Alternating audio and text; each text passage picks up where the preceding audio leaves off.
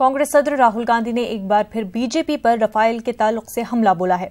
उन्होंने कहा कि वजीर आजम रफाल पर चर्चा करने से भाग रहे हैं।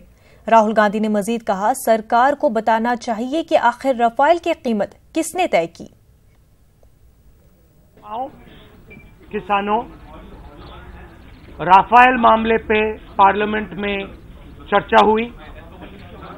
30,000 करोड़ रुपए प्रधानमंत्री जी ने अनिल अंबानी जी को दिलवाए और जब चर्चा हुई पार्लियामेंट हाउस में तो प्रधानमंत्री पार्लियामेंट हाउस में नहीं थे।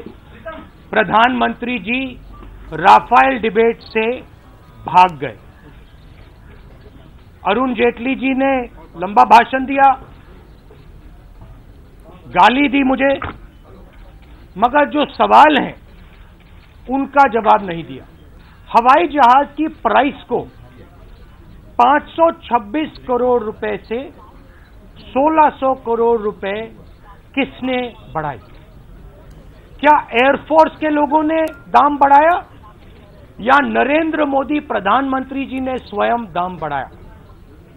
36 हवाई जहाज का कॉन्ट्रैक्ट तैयार किया गया। क्या एयरफोर्स ने 36 हवाई जहाज मांगे थे या एयरफोर्स ने 126 हवाई जहाज मांगे?